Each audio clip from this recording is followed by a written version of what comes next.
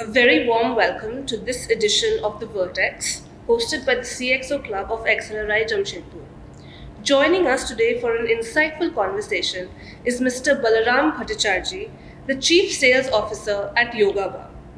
With an illustrious career spanning over 20 years, Mr. Bhattacharjee began his journey at Nestle, played a pivotal role in building Kellogg's presence in India, and now spearheads sales at Yoga Bar. A marketer through and through, he brings extensive expertise in modern trade, distribution networks, and sales analytics. It is an absolute honor to have you with us here today, sir. Thank you so much for joining us today. Thank you, Nirubama. Thank you for hosting me. Thank you, sir. Okay, so I'd like to begin by understanding from you what has it meant to have such varied experiences over these 20 years, working for such varied organizations in terms of size, contexts, and what has differed, and has something been constant in all of these experiences? Right. So, lastly, in my career, I have spent most of the time with three companies. That is Nestle, followed by Kellogg, and now with Yoga Bar. So the common thing I'll say that for all the three company is a food company, focus was on healthy food, okay, and always for all these three company, quality and the consumer were at the center. Very specific and very careful about the quality of the product, what product they are offering to the consumer, and consumer were at the center. They will understand their consumer shopper in detail. They will understand their need, and the product will be developed or modified what consumer actually need. Okay, all company focus on healthy food. Those are the common factor, I'd say. Now the difference is that Kellogg and Nestle are both are a big MNC, whereas Yoga Bar is a Indian startup new age company. Now there is a huge difference between a MNC and a startup. Okay, so startup is a startup and a MNC is an MNC.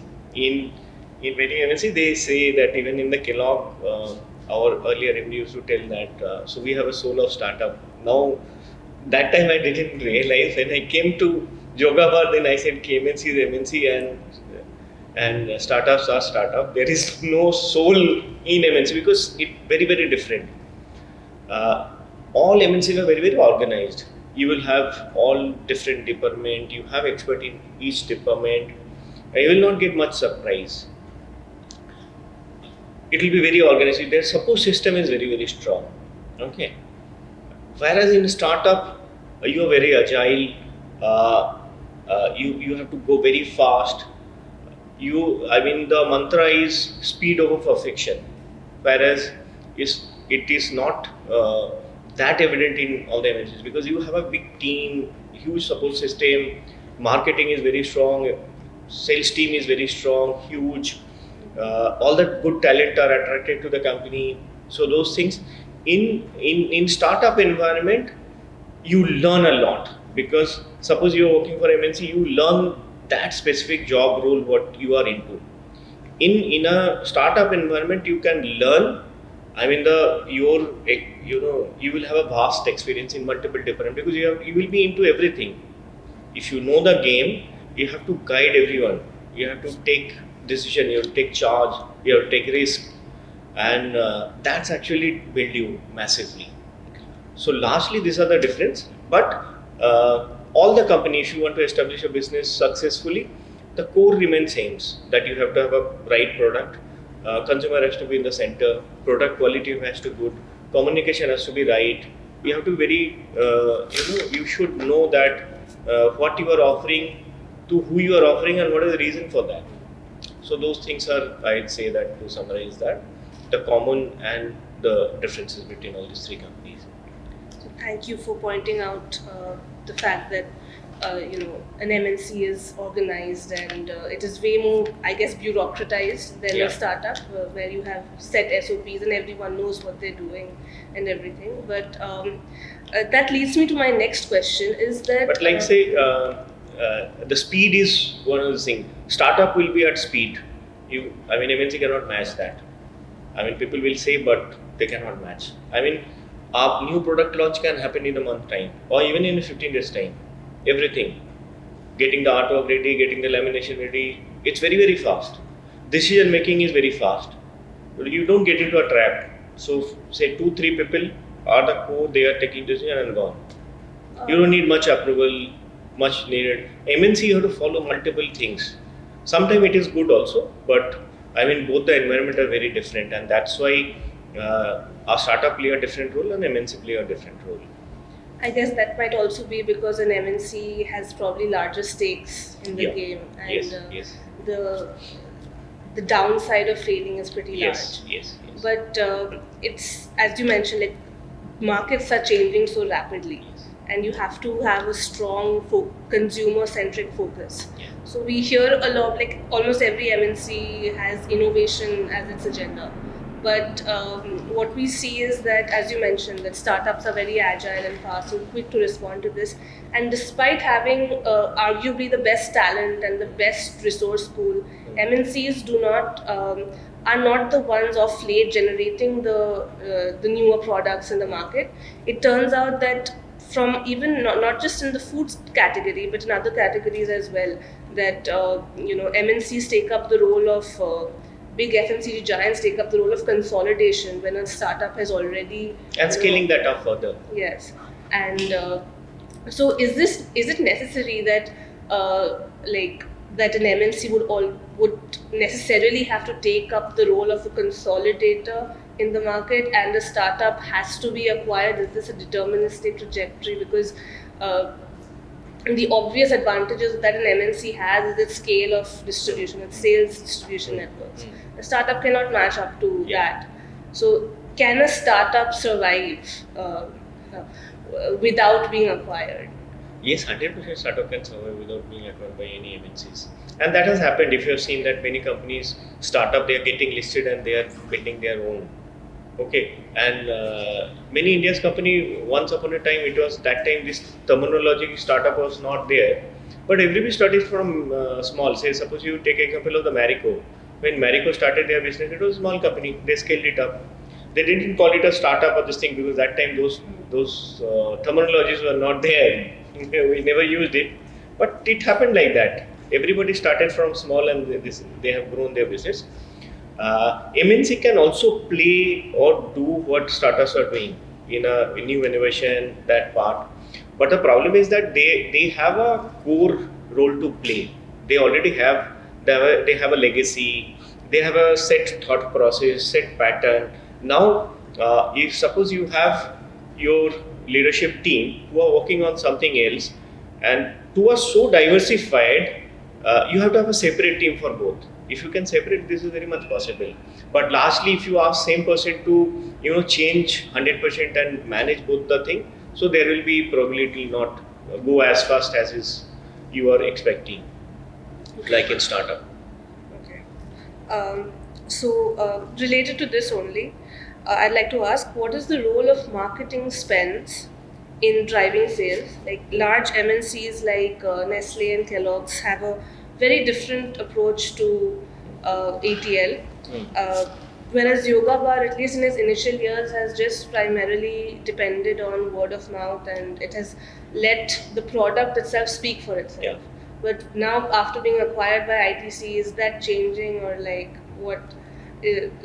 See, marketing plays a very, very important role building a brand. And there are multiple verticals of marketing, multiple avenues. I mean, you can select that what is right for your company. And marketing come at a cost. Okay, so you have to be very, very careful when you are doing that. Yes, when Kellogg came into India, breakfast cereal was not known to India. I mean, Indian breakfast were very different than the Western breakfast. Cereal was unknown, so they invested lots of money in the marketing and they built that brand.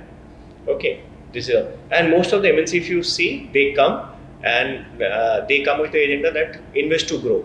So they will invest in that market so that that market grows. So there the marketing spends are very high. For a startup or you are doing something, so your marketing budget will not be that huge.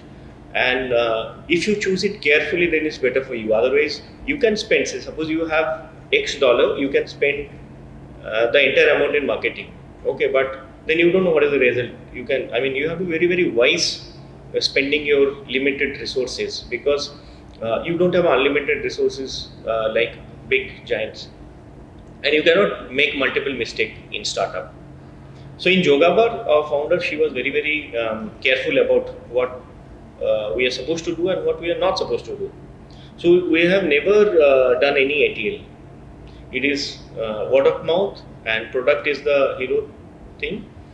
Uh, the quality is the main differentiator. The product is so superior, so the brand stickiness is very high. If somebody is buying once, they will stay with the brand. So that was the core. Second is not that Yogabar was zero in marketing. Okay, we have selected certain fields, like we are very heavy on digital marketing, influencer based marketing. Okay, so we are doing the we'll approach to the right TG and in a very sharp way. Say now, suppose you have to put a TV commercial and you hire some celebrity. Okay, say you take Amitabh Bachchan and you run a TVC. I am not present in all India. I am not present in all the tier 2, tier 3 or the villages. Okay, there will be huge leakage in the media. I mean, I'll spend X amount, but I will not get the return because I am not that big. Now, if you are putting your TV commercial in TV channel or something, then you have to have a certain reach and frequency.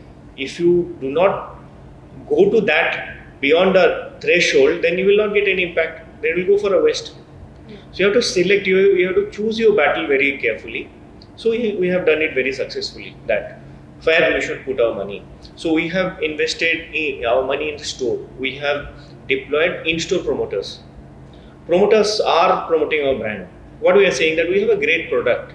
Now I know this is a great product. I can say that this is far better than what is available in the market.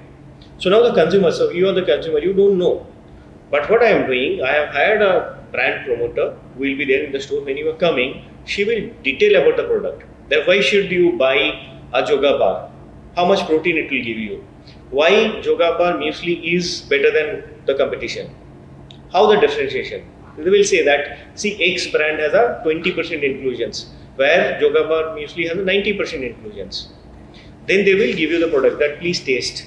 When you taste the product, you can understand the difference, and then you will buy. So this is also a marketing investment, but in not a traditional form. We are not putting advertisement in a newspaper or a TBC, but we are spending money where actually it is needed. So basically, the product remains the focus of your marketing efforts. Product and the point of sale. We are more into BTL. Okay. The right kind of combination, right kind of assets, the way it has to be displayed. So we are putting monies over there. In a very targeted manner. Yes. Moving on, I'd like to touch upon the fact that since yoga bar is a healthy eating category, in the healthy eating category, now very famously, I think it was the chef Sanjeev Kapoor mentioned that in India people talk healthy but eat tasty. Yeah. So That's true. given this, how does sales in the healthy eating industry differ from the rest of the food category, and what are the challenges in terms of how different is it managing the various stakeholders from a normal situation? See, it's very true that in India, people will always rate taste over health. Okay, people will talk about health. They will say that I want to have healthy this and this thing, but finally, taste will the determining factor. Say you can have a healthy product which is not very tasty for once, twice, and then you will drop. That's the trend, and that's the data says. So you have to have another point is that this is a myth that a healthy product will not be tasty. Healthy product can also be tasty. Who told that healthy product will not be tasty? So all the Jogavar product, if you eat, it will be healthy, and there is no compromise on the taste. We have a dark chocolate muesli. You eat that. It's very healthy. 90% inclusions of nuts, seeds, and whole grains. It has a dark chocolate. Okay, you will get the taste of chocolate, flavor of the chocolate, and it's very healthy.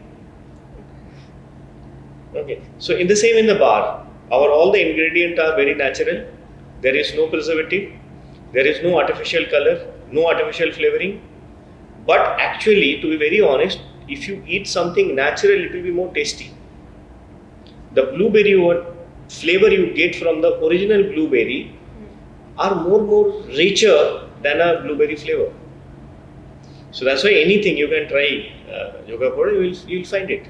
Okay. It's tasty as well as healthy. It's a perfect combination, and in India you have to match both the thing. The trick is that when you match that you want to be healthy as well as tasty, then it will not come at as a very affordable cost. There is a cost to it. If you're making your product good, so you have to pay price for that. It's not that. Now if you're saying that, okay, I need a healthy, I need a tasty, and I also need it very cheap. I need it for 10 rupees. So probably you have to have a right balance. Okay. So in Yoga Bar we have done that balancing very nicely. So you will get a tasty, healthy product at a very affordable price. Yes. Okay. Now, since you mentioned that the USP of Yoga Bar is that they use genuine ingredients, no artificial preservatives, no added Preservative, no flavor, no artificial color. Yeah. Basically, it's a clean ingredient Clean plan. level, yeah. So now all these preservatives and all are like your competition or other products in the market claim that these preservatives are somewhat essential to preserve the shelf life of the product. Now, given that in an offline sort of a setup where you have limit, like if you're not using preservatives, I'm assuming that your shelf life is limited. Yeah. So how difficult does it become, or is it at all different, or is that a challenge for you? It's a big challenge. Given that it's a small, it's a shorter shelf life product. It's a big challenge in food industry. It's a big when you are not using any preservative, your shelf life will be lower. It will be lower than the problem is that it will be lower than your competition. Your competition will use preservative and they will load the market. You will not be able to do. Okay, and in specifically you rightly mentioned in the offline environment where there is a chain, so the product will be manufactured in your factory, then it will go to CFA, then it will go to distributor, therefrom it will go to retailer, and in this entire chain it is still time taking. And if you are holding something in your CFA also, then it's getting old, it's getting aged. So it's tricky and it's complicated. So if you put preservative, then shelf life became 1 year, 2 years. Okay, our product shelf life is 6 months, 9 months. Okay, so it's a challenge, but we manage it. We don't load the market too much, and that is why, say, in the offline environment, you will say, suppose you go to a small town, in a GT store, you will not find our product. So it's not that we don't want to be present over there, but if we present there, so the transit time will be higher and we will not be able to manage. So we have selected our battle very carefully. We are focusing on all the top towns. We are focusing on modern trade. We are focusing on e-com, quick com. Okay, and now another good part is that in that town, say probably you are taking one small town, say like we take example of Junagadh in Gujarat. So in Junagadh, so probably it will not be available in a GT store, but definitely we will get it in Amazon, we will get it in Flipkart. So if anyone wants to buy, they have to take the other route. So it's like, so we have managed it, but with a proper balance. So is the long-term plan for it to remain, like for it to not be in GT because of these operational challenges that you mentioned? No, it's not like that. So now, as you know that Yoga Bar, there is a strategic investment by ITC, and so will be 100% acquired by ITC in 2026. And once that happens, then ITC has a huge distribution strength, and their supply chain model is very agile and they are very efficient in that. Okay, and they have all the mechanism in place. Now, if I had to do that, the cost is not that we cannot do that, but what cost it will take is very huge for Yoga Bar now. So it will go with the other product, with the ITC product, and ITC has a huge distribution. So it will go through that channel. Okay. Yes.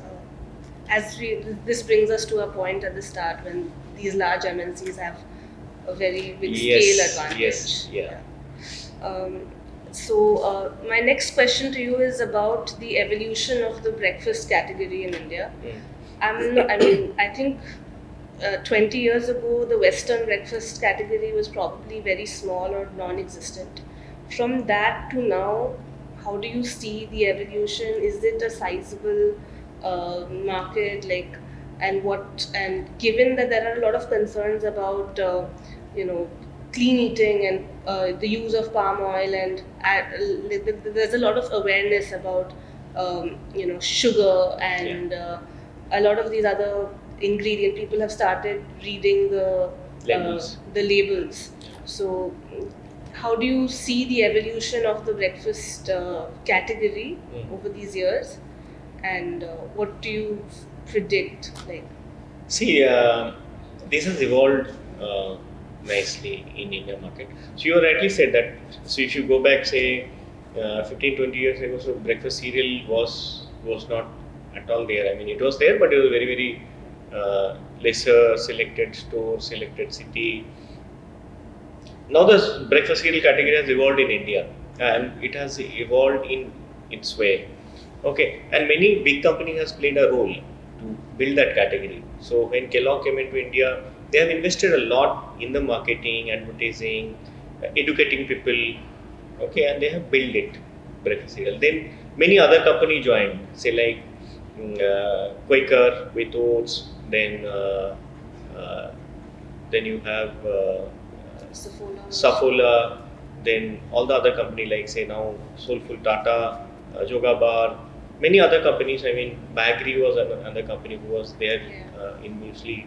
So slowly it has built. So India is a very diverse market for everything, even for the food, even in the food breakfast also. But you have to understand that in people need convenience also. So you want to eat paratha or chapati or puri, but you are time pressed. You also need something healthy, which is instant, which is easy to make. So there the balance comes, and slowly people tried. Then they found it nutritious plus convenience, and then it started building. And in food, acquiring the taste takes little time. So in Kellogg, in first 10 years, how much turnover they did in in the next 2 years, 11 or 12, if you put together turnover, it will equivalent. First 10 years plus next 2 years. It was that. So it takes time, and now it is growing. So when I joined Kellogg, it was a less than 100 CR company. When I exited Kellogg, it was 1500 CR company. So it evolves. Now oats has become a huge category. Now initially those players were there. You see this. I mean, Quaker was largely the one player, and they were into only instant oats. Yes. Now then Marigo came, and they came up with a Indian taste, which is masala oats, savory version of the oats. They have came up with multiple, and then if you see that the savory oats, masala oats has taken a major share in the entire oat sale.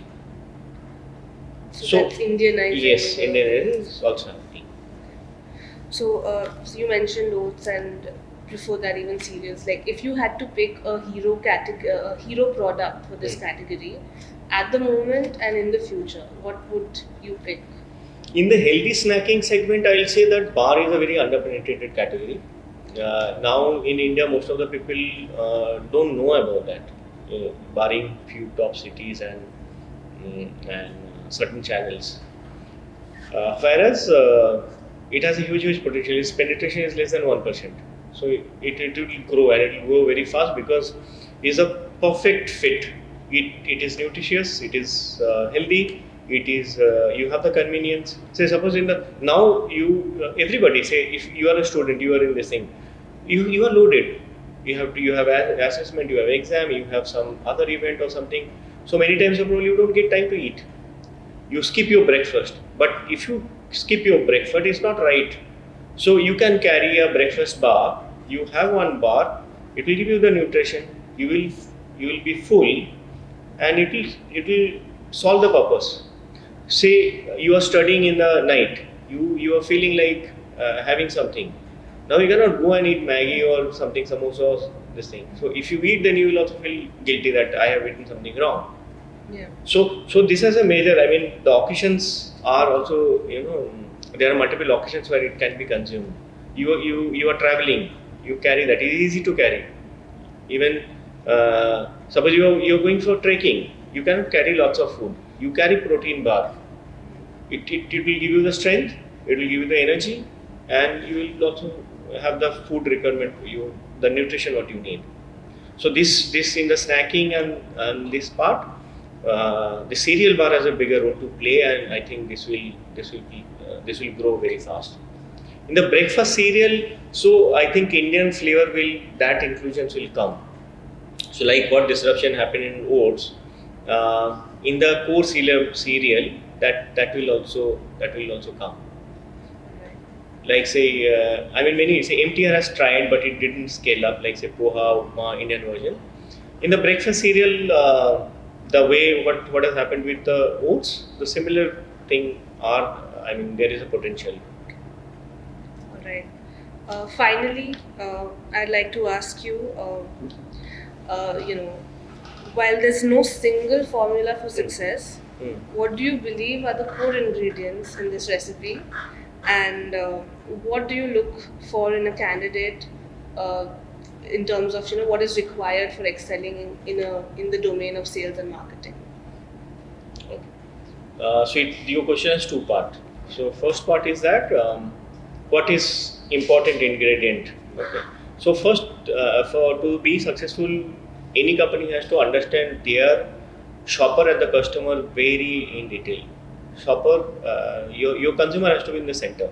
Okay. So if you understand it well, if you understand their behavior, their need, you will be successful. I am considering that product and portfolio and all these things are of a good quality and all the things are there. So consumer has to be in the center. You have to understand the requirement of your consumer and you have to listen to them. So you have to talk to them, you have to engage with them, because now things has changed dramatically. I mean, now people only don't look for the product. They need the product as well as the experience. Okay. So you have to understand their need and you have to solve their purpose. Now your second question is that what a company look into a candidate if somebody has to excel in this thing. So again the things remain same. Somebody who can understand the shopper and the consumer viewer very well, and when anybody coming from a college without any background to all this industry, they have a hunger to learn. It should not be for them that this is not my domain or this is not something of my interest. If you want to say, suppose you want to be a good marketeer, okay, now if you think that I want to be a brand manager and my first job role has to be a brand manager, okay, in contrary, if somebody is there who wants to be a brand manager but he first try to understand how sales happens, he goes to the market, he or she goes to the market, understand the shopper, understand how modern trade behaves, how e-com behaves, how quick com behaves, what are the category manager says, what are their need, what are the difficulties and challenges they face, what is consumer saying, and see, only you are not solving, you have multiple layers. You have to solve for your consumer who is consuming the food, you have to solve for the customer who is buying that, and you also need to solve the accounts who is buying your product or a retailer. Okay, then there are multiple channel stakeholder. So once you in that job you understand so detailed, and first 2-3 years if you understand in this thing, then you become a brand manager. Whatever strategy you will make, it will be very very perfect fit for the team. People will appreciate that because you know which is right, which is wrong. Otherwise, largely what you will try to force fit. I have studied this thing in book, and which was probably relevant for US market, you will try to force fit in India market. Yes. But if you have gone to India market, you have seen the challenge, you have understood the requirement, then what you will do, it will be to the point.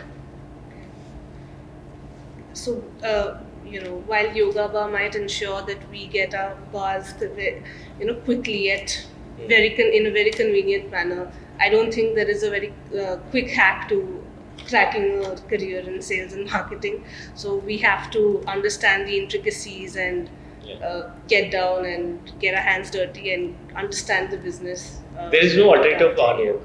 Yeah. You have to work hard. I am also saying that you have to work smart, and that's how you learn. Yes. Even what you are doing, you are studying, you are putting extra hours, you are learning, you are doing multiple projects, and that's how you are learning. Yes, so rightly said. Anyway, with that, we come to an end to the interview. Thank you so much, sir, for taking our time and joining us today. This was a truly very insightful session. I'm sure our audience will greatly benefit from this. Again, thank you so much. Thank you so much, Ms. Banerjee.